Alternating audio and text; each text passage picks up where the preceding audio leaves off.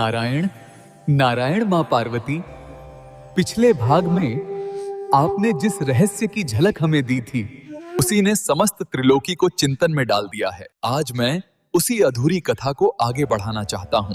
अब मैं उस पक्ष की ओर बढ़ता हूं जो सर्वाधिक रोमांचकारी है, सर्वाधिक शक्तिशाली है। आपके उग्र रूप, दुर्गा, महिषासुर का वध, 9 दिवस का भयंकर युद्ध, रक्त की नदियां, असुरों का संहार, रक्त बीज का विनाश, वो स्वरूप जो स्वयं महादेव को भी विचलित कर दे, वह प्रलयंकारी नृत्य। ये रूप क्यों धारण करने पड़े? यह क्रोध कहां से उत्पन्न हुआ?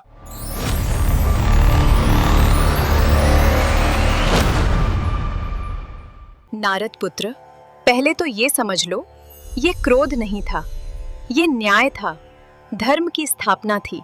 देखो, जब अन्याय होता है, जब निर्दोष पीड़ित होते हैं, जब दुष्ट बलशाली हो जाते हैं, जब धर्म खतरे में पड़ जाता है, तब केवल शांति से काम नहीं चलता, तब कोमलता काम नहीं आती, तब माँ को योद्धा बनना पड़ता है।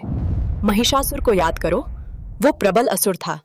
उसने तपस्या की, वरदान प्राप्त किया कि कोई पुरुष उसे नहीं मार सकता। फिर उसने क्या किया? उसने स्वर्गलोक पर आक्रमण किया, देवताओं को पराजित किया, उन्हें यातना दी, स्वर्ग पर अधिकार कर लिया, सर्वत्र अत्याचार फैलाया। देवता असहाय थे। ब्रह्मा जी, विष्णु जी, शिव जी सबने प्रयास किया, परंतु वरदान के कारण वे उसे नहीं मार सकते थे। तब मुझे दुर्गा का रूप धारण करना पड़ा। त्रिदेवों की संयुक्त शक्ति से, संपूर्ण देवताओं की ऊर्जा से मैंने वो रूप धारण किया। 10 भुजाएं, प्रत्येक में एक अस्त्र, शंख, चक्र, गदा, त्रिशूल। सिंह मेरा वाहन बना, क्योंकि सिंह साहस का प्रतीक है, पराक्रम का प्रतीक है। फिर 9 दिवस तक युद्ध चला, भयंकर युद्ध। महिषासुर अत्यंत बलशाली था। वह रूप बदलता था, कभी भैंसा, कभी सिंह, कभी हाथी, कभी मनुष्य, परंतु मैं अविचल रही। अंततः 9वीं के दिन मैंने उसका सिर काट दिया। और माता, आपको कोई पश्चाताप नहीं हुआ? कोई दुख नहीं हुआ उसे मारने का? नहीं नारद, क्योंकि वो आवश्यक था। देखो, माँ अपने बच्चों से प्रेम करती है, सबसे। परंतु यदि एक बच्चा दूसरे बच्चों को सता रहा हो, यातना दे रहा हो, तो क्या माँ चुप रहेगी? नहीं, माँ उस बच्चे को दंड देगी, उसे रोकेगी, भले ही उसके लिए कठोर होना पड़े। महिषासुर भी मेरी संतान था, परंतु उसने अधर्म का मार्ग चुना, अत्याचार किया, तो उसे रोकना आवश्यक था। ये हिंसा नहीं थी, ये संरक्षण था, निर्दोषों की रक्षा थी। और काली का रूप, वो तो और भी भयानक कहा जाता है। हाँ, काली मेरा सर्वाधिक उग्र, सर्वाधिक प्रचंड रूप है। वह असुर जिसके रक्त की प्रत्येक बूंद से 1000 नए रक्त बीज उत्पन्न हो जाते थे। देवता लड़े, दुर्गा रूप में मैं लड़ी, परंतु समस्या ये थी, जितना मारो उतने अधिक बनते जाते थे। एक को मारो तो 1000 आ जाते थे। युद्ध समाप्त नहीं हो रहा था, धरती रक्त से भर रही थी, और प्रत्येक रक्त की बूंद से नए असुर उत्पन्न हो रहे थे। तब मुझे काली का रूप धारण करना पड़ा, प्रलयंकारी रूप।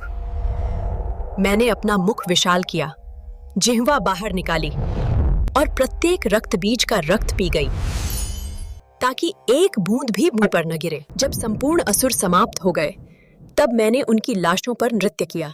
और महादेव, उस समय वे कहाँ थे? वे देख रहे थे, दूर से, चिंतित थे, क्योंकि मैं रुक नहीं रही थी, नृत्य करती जा रही थी, प्रलय नृत्य, जो सृष्टि को भी नष्ट कर सकता था। तब शिव ने एक उपाय सोचा। वे स्वयं मेरे चरणों के नीचे लेट गए, शवासन में। जैसे ही मेरा चरण उनके वक्षस्थल पर पड़ा, मुझे होश आया। मैंने देखा, मेरे पति मेरे चरणों तले हैं। मुझे लज्जा आई, क्रोध शांत हुआ, मैं अपने सामान्य रूप में लौट आई। तो माता, आप कह रही हैं कि कभी-कभी उग्रता आवश्यक होती है, कठोरता आवश्यक होती है। हाँ नारद, परंतु ध्यान से सुनो। अहिंसा सर्वोत्तम है, परंतु अहिंसा कायरता नहीं होनी चाहिए। यदि तुम किसी को अत्याचार करते देखो और तुम रोक सकते हो परंतु रोकते नहीं तो तुम उतने ही दोषी हो। माँ की कोमलता सदैव काम नहीं आती। कभी कभी माँ को व्याघ्रिणी बनना पड़ता है अपनी संतानों की रक्षा के लिए। और यही संदेश है प्रत्येक स्त्री के लिए। कोमल रहो परंतु निर्बल मत बनो, स्नेहमयी रहो परंतु असहाय मत बनो। तुम्हारे भीतर दुर्गा है, तुम्हारे भीतर काली है। वाह माता, कोमल रहो परंतु निर्बल मत बनो। यह तो आज का सर्वोत्तम संदेश है। मित्रों, विशेष रूप से स्त्रियों को यह सीख अपने हृदय में बसा लो। माता, अब एक प्रश्न जो विशेष रूप से आधुनिक स्त्रियों के लिए अत्यंत महत्वपूर्ण है। आप एक साथ इतने विविध रूप निभाती हैं। माँ हैं गणेश और कार्तिकेय की, पत्नी है शिव की, योद्धा है जब आवश्यकता पड़े, गृहिणी है रसोई में अन्नपूर्णा बनकर, तपस्विनी है ध्यान में लीन होकर। ये सब एक साथ कैसे? थकान नहीं होती? मन नहीं घबराता? कभी लगता नहीं कि बहुत हो गया, अब विश्राम चाहिए? नारद पुत्र, सत्य कहूं, थकान होती है, अत्यधिक थकान होती है।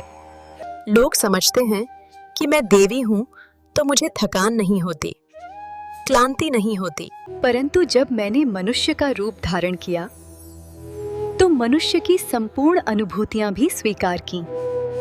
कभी कभी, बहुत बार मन में आता है बहुत हो गया, सब कुछ त्याग दूं, किसी एकांत स्थान पर चली जाऊं, केवल ध्यान में बैठूं। परंतु फिर मुझे स्मरण आता है, मैं क्यों हूं, मेरा उद्देश्य क्या है, मेरा कर्तव्य क्या है। मैं केवल अपने लिए नहीं जी रही हूं, मैं एक आदर्श हूं, एक उदाहरण हूं प्रत्येक स्त्री के लिए। यदि मैं टूट जाऊं तो लाखों स्त्रियां सोचेंगी यदि माता भी नहीं कर सकी। परंतु माता, संतुलन कैसे बनाती हैं? ये सब एक साथ कैसे साधती हैं? देखो नारद, संतुलन बनाने के लिए मैं 3 सूत्र अपनाती हूँ। प्रथम सूत्र, स्वयं को विस्मृत मत करो।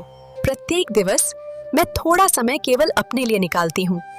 कदाचित प्रातःकाल का 1 घड़ी, जब सूर्योदय होता है, पक्षी कलरव करते हैं, उस समय मैं एकांत में बैठती हूँ, ध्यान करती हूँ, अपने भीतर झांकती हूँ, अपने विचारों को सुनती हूँ। और ये अत्यंत आवश्यक है, क्योंकि यदि तुम स्वयं को खो दोगे तो दूसरों के लिए क्या बचेगा?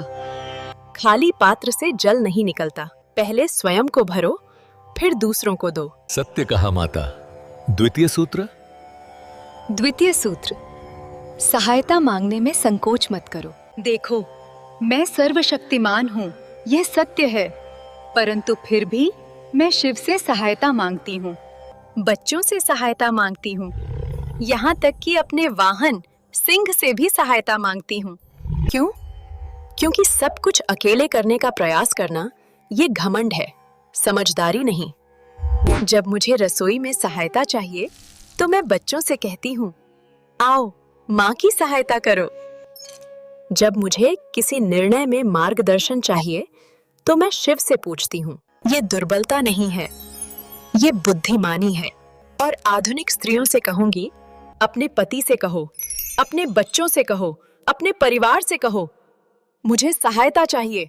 तुम सर्वशक्तिमान बनने का प्रयास मत करो, तुम मनुष्य हो, सहायता लो। और तृतीय सूत्र? तृतीय सूत्र, अपनी सीमाएं स्वीकार करो। देखो नारद, ये सुनने में कटु लगेगा, परंतु यह सत्य है। तुम सब कुछ नहीं कर सकते और ये पूर्णतः स्वाभाविक है। समाज ने स्त्रियों पर एक भयंकर दबाव डाला है कि वे सर्वत्र सिद्ध हों, सिद्ध माँ, सिद्ध पत्नी, सिद्ध गृहिणी, सिद्ध कामकाजी महिला। परंतु सिद्धता तो भगवान में भी नहीं है। मैं भी गलतियां करती हूँ। कभी रसोई में भोजन जल जाता है, कभी बच्चों पर अत्यधिक क्रोध हो जाता है, कभी शिव से झगड़ा हो जाता है, और ये सामान्य है, पूर्णतः सामान्य है। तो अपने ऊपर अत्यधिक दबाव मत डालो। कभी कभी भोजन जल जाए, कोई बात नहीं। कभी गृह अस्त व्यस्त रह जाए, कोई बात नहीं। कभी बच्चों के साथ समय कम मिले, कोई बात नहीं। तुम मनुष्य हो, यंत्र नहीं। तुम्हारी भी सीमाएं हैं, उन्हें स्वीकार करो। वाह माता, वाह! ये तो ये तो प्रत्येक स्त्री को सुनना चाहिए। मित्रों, विशेष रूप से स्त्रियों को ये 3 सूत्र लिख लो, याद रखो, अपने जीवन में उतारो, स्वयं के लिए समय निकालो, सहायता मांगो, अपनी सीमाएं स्वीकार करो। माता, अब थोड़ा हल्का विषय, प्रेम, आपका और महादेव का प्रेम।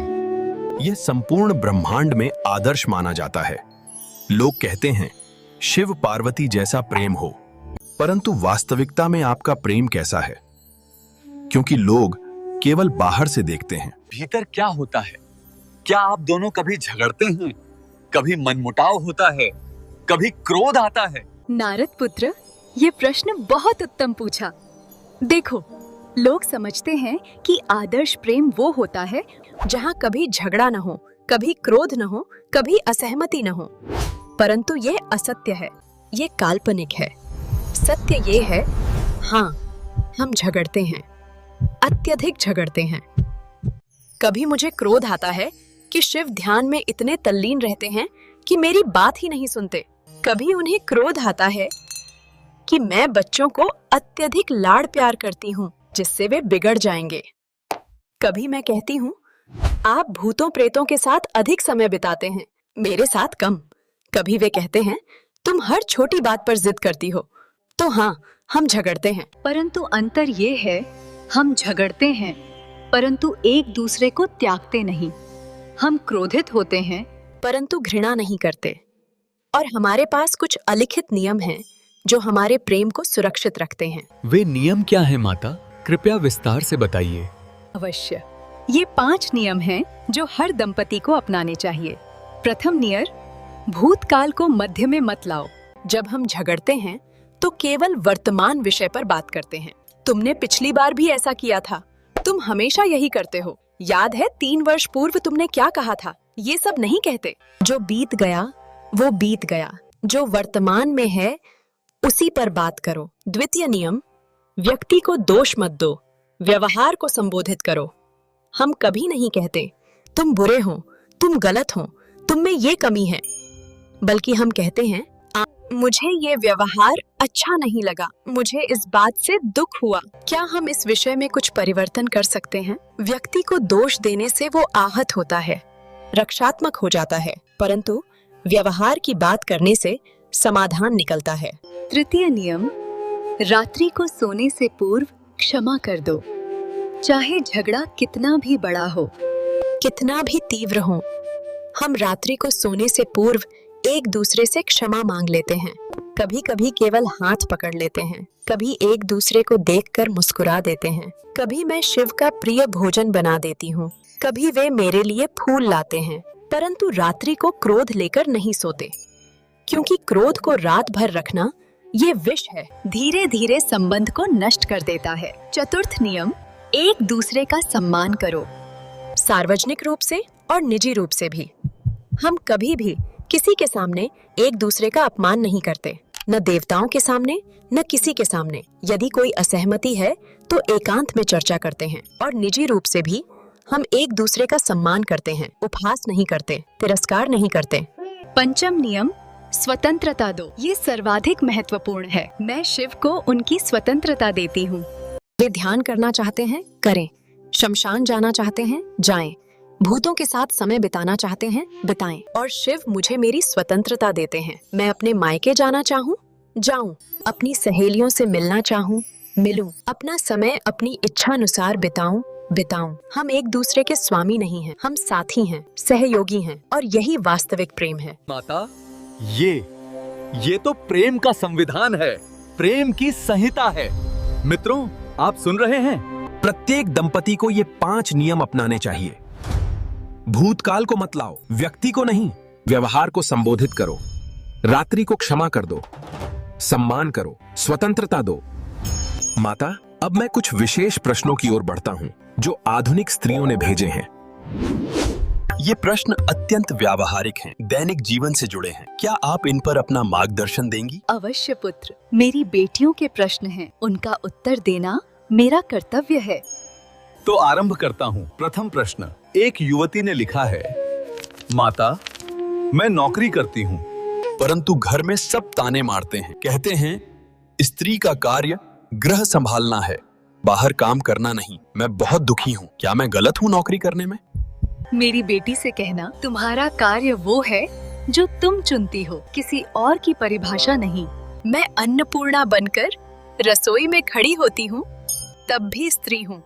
मैं काली बनकर असुरों का संहार करती हूँ, तब भी स्त्री हूँ।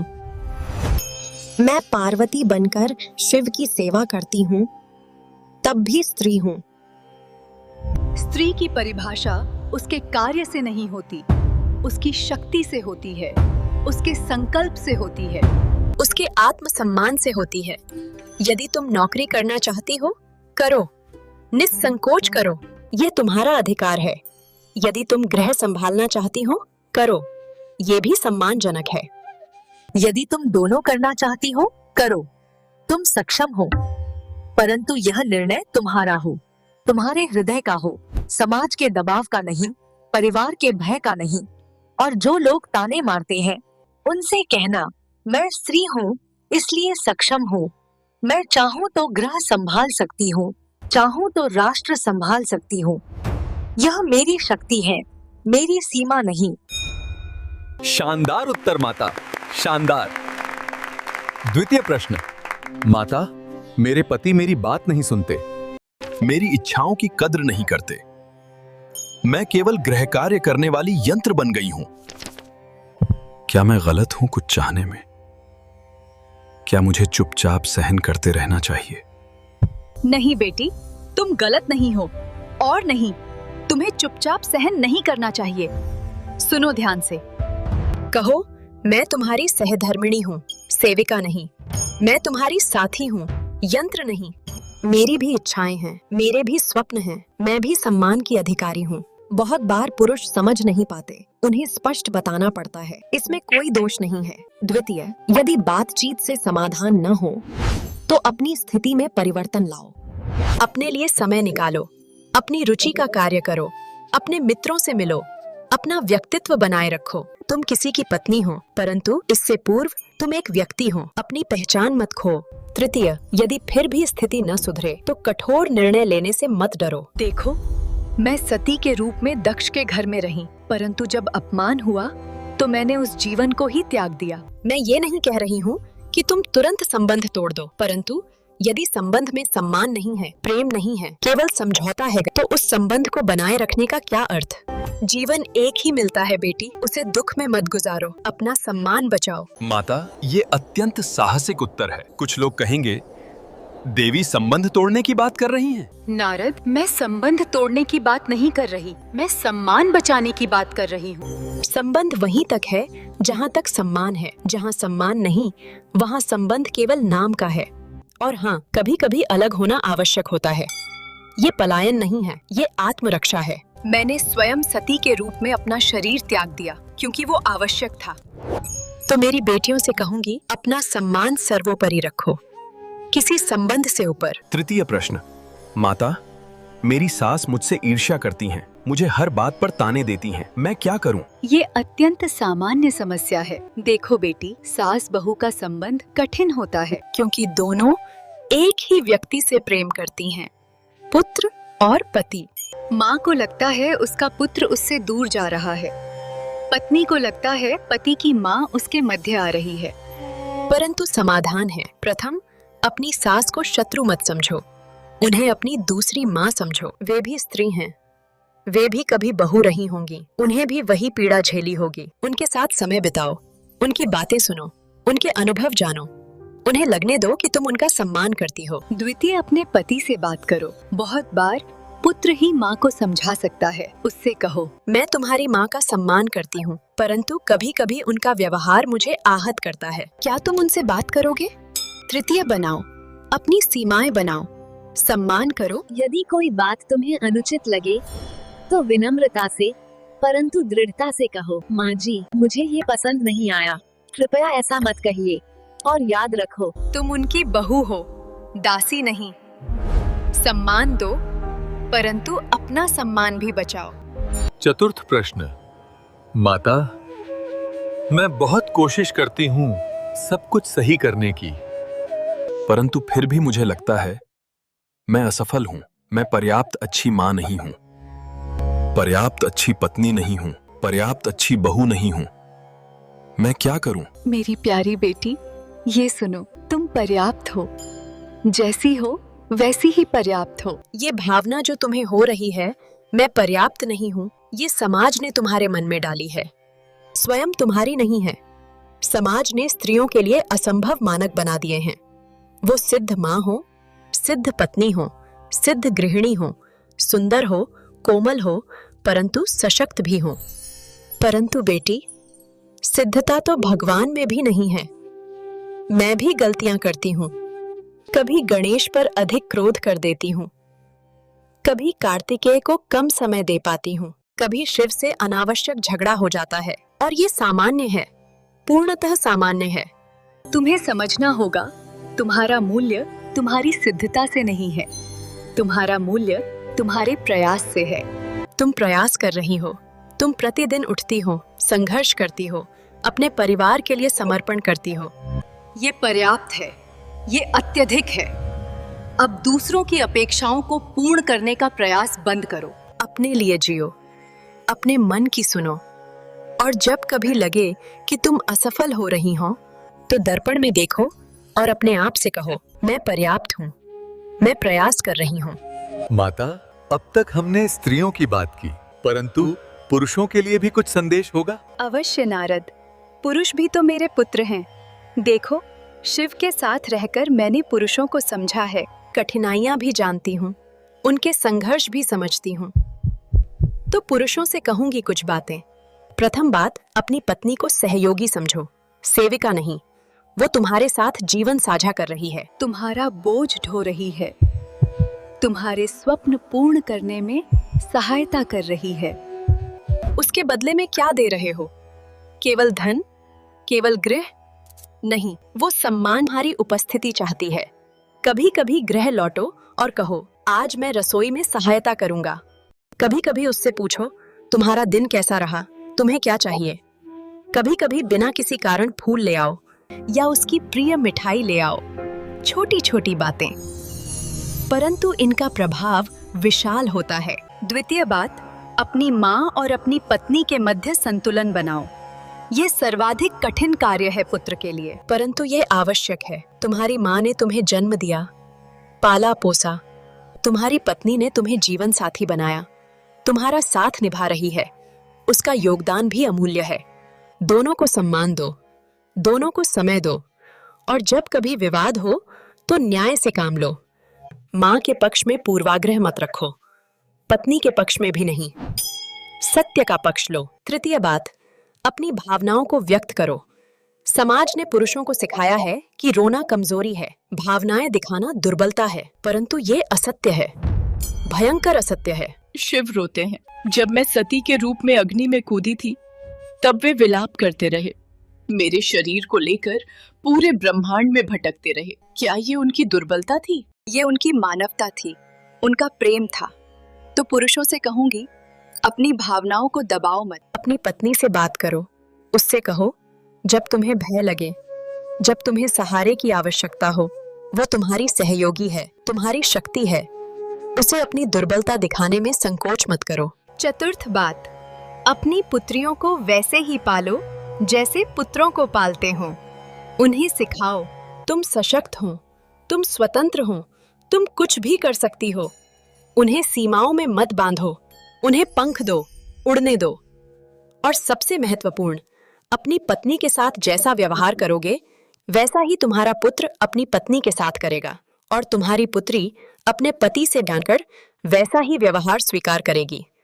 तुम उदाहरण हो, सम्मान दिखाओ। माता, यह अमूल्य मार्गदर्शन है, प्रत्येक पुरुष को सुनना चाहिए। माता, अब मैं कुछ गहन दार्शनिक प्रश्नों की ओर बढ़ता हूं। प्रथम प्रश्न, जीवन का उद्देश्य क्या है? हम क्यों जन्म लेते हैं? क्या केवल जन्म लेना, बड़े होना, विवाह करना, संतान उत्पन्न करना और मृत्यु, यही जीवन है? नारद, यह प्रश्न सरल है, परंतु उत्तर जटिल है। देखो, जीवन का उद्देश्य प्रत्येक व्यक्ति के लिए भिन्न होता है। कोई एक उत्तर नहीं है। परंतु यदि मुझे एक शब्द में कहना हो तो वो है विकास। तुम इस संसार में विकसित होने आए हो। आत्मिक विकास, मानसिक विकास, भावनात्मक विकास। प्रत्येक अनुभव, सुख हो या असफलता, प्रेम हो या घृणाचार, सब तुम्हें कुछ सिखाने आते हैं। जन्म लेना, बड़े होना, विवाह करना, ये सब माध्यम है, उद्देश्य नहीं। इन सब के माध्यम से तुम सीखते हो, विकसित होते हो। कोई व्यक्ति माता पिता बनकर सीखता है धैर्य, त्याग, निस्वार्थ प्रेम। कोई व्यक्ति कष्ट झेलकर सीखता है साहस, दृढ़ता, आशा। कोई व्यक्ति प्रेम करके सीखता है समर्पण, विश्वास, क्षमा। तो जीवन का उद्देश्य है उतना अनुभव करो, और अंत में जब तुम इस शरीर को त्यागो तो तुम्हारी आत्मा पहले से अधिक समृद्ध होद, अधिक ज्ञानवान होद, अधिक प्रकाशमान हो। द्वितीय प्रश्न, दुख क्यों आता है? यदि भगवान करुणामय हैं तो दुख क्यों देते हैं? ये प्रश्न सबसे पूछा जाता है और सबसे कठिन उत्तर है। देखो नारद, भगवान दुख नहीं देते। दुख जीवन का अंश है, विकास का माध्यम है। सोचो नारद, यदि कभी दुख न हो तो तुम क्या सीखोगे? हीरा कोयले से बनता है, परंतु कैसे? अत्यधिक दाब से। अत्यधिक ताप से, वर्षों के कष्ट से। यदि कोयले को दाब न मिले तो वो कोयला ही रहेगा, हीरा कभी नहीं बनेगा। ठीक वैसे ही मनुष्य भी दुख के दाब से ही निखरता है, परिपक्व बनता है। जब तुम दुख झेलते हो तो तुम सीखते हो साहस, धैर्य। जब तुम हार जाते हो तो तुम सीखते हो विनम्रता, समर्पण, पुनः प्रयास। तो दुख भगवान का शाप नहीं है, दुख भगवान का उपहार है, कठोर उपहार। और हाँ, दुख स्थायी नहीं है, ये भी बीत जाएगा। सूर्योदय के पूर्व अंधकार सबसे गहन होता है, परंतु सूर्योदय अवश्य होता है। तृतीय प्रश्न, मृत्यु के पश्चात क्या होता है? क्या पुनर्जन्म होता है? हाँ नारद, पुनर्जन्म होता है। शरीर नश्वर है, ये मिट्टी है, ये नष्ट हो जाएगा। परंतु आत्मा अमर है। आत्मा न जन्म लेती है न मरती है, वो केवल शरीर बदलती है। जैसे तुम पुराने वस्त्र उतार कर नए वस्त्र धारण करते हो, वैसे ही आत्मा पुराना शरीर छोड़कर नया शरीर धारण करती है। और ये तब तक चलता है जब तक आत्मा पूर्णता प्राप्त नहीं कर लेती, जब तक वह सब कुछ सीख नहीं लेती, जब तक वह परमात्मा से एकाकार नहीं हो जाती। तो मृत्यु से भय मत करो, यह अंत नहीं है। चतुर्थ प्रश्न, ईश्वर को कैसे पाएं, उनसे कैसे मिलें?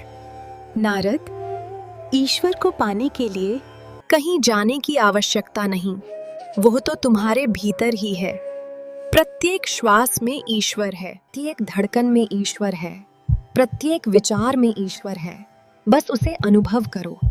शांत बैठो, आंखें बंद करो, अपनी श्वास पर ध्यान दो, अपने हृदय की धड़कन सुनो, वहीं ईश्वर मिलेगा। और ईश्वर मंदिरों में भी है, मस्जिदों में भी है, गिरजाघरों में भी है, गुरुद्वारों में भी है, परंतु सबसे अधिक सेवा में है।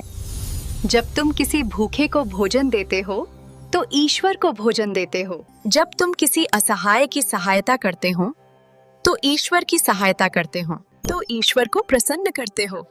तो ईश्वर को पाना है, सेवा करो, प्रेम करो। माता, आज की पीढ़ी के लिए आपका अंतिम संदेश? अपने संस्कार मत भूलो, असफलता से मत डरो, मन का ध्यान रखो, प्रकृति से जुड़े रहो। मेरी बेटियों, तुम केवल भूमिका नहीं, तुम शक्ति हो। सीमाओं को तोड़ो, उड़ो, आगे बढ़ो। दुर्गा की तरह साहसी बनो और पार्वती की तरह करुणामयी रहो। माता, एक वाक्य में संसार के लिए संदेश? अपने भीतर की शक्ति को पहचानो। तुम उससे कहीं अधिक सामर्थ्यवान हो जितना तुम सोचते हो। तुम्हारे जीवन में प्रकाश हो, मन में शांति हो और हृदय में प्रेम हो। ओम शक्ति ओम। जय माता दी। ये संवाद नहीं, आशीर्वाद था। याद रखिए, यह अंत नहीं, एक नई शुरुआत है। नारायण नारायण, जय माता दी। मित्रों, आज का यह दिव्य संवाद यहीं समाप्त होता है, परंतु प्रश्न यह है, क्या यह यात्रा यहीं रुकेगी? अब आप बताइए, अगला संवाद किसके साथ हो? श्री राम मर्यादा और त्याग के आदर्श, हनुमान जी अटूट भक्ति और अपार बल के प्रतीक। कमेंट में अवश्य बताइए अगला दिव्य अतिथि कौन होना चाहिए। आपकी इच्छा अगली वार्ता का द्वार खोलेगी। तब तक के लिए स्मरण रखिए, शक्ति आपके भीतर है। नारायण नारायण। जय माता दी।